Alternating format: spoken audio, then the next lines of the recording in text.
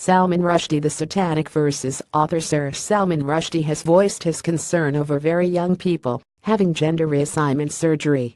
The Man Booker Prize winner, 70, tackles the subject of gender identity in his new novel, The Golden House.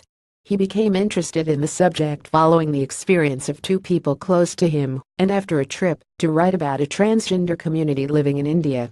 He told the Press Association, "There are two people I know quite closely who have transitioned, one in each direction, and in both cases these have been very successful."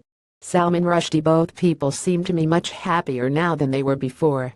But the British author added, "I have quite strong views about the over-insistence on these issues, particularly when you get down to very young people.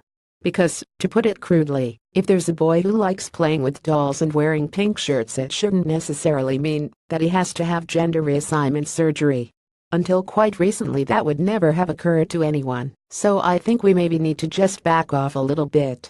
The Midnight Children author said he did not want to be stupidly judgmental about the issue in his new novel, "And my personal experience of people who have gone through this process as grown-ups is it's been very beneficial to them, so I'm not hostile to it.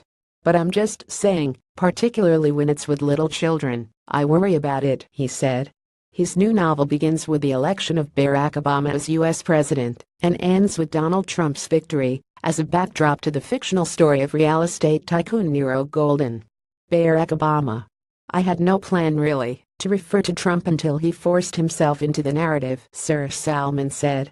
"But I see him not as being central to the book, but as being like this cartoon character capering around the edges of the story and misbehaving. The writer has no plans to ever use Mr. Trump in his work again. Trump is too dull, and there's just too much Trump anyway," he said. The author has been living in New York, where his book is set, and said he felt settled there. Donald Trump has 40 million Twitter followers, Matt Cardipa, but he is very worried for Britain's prospects after Brexit.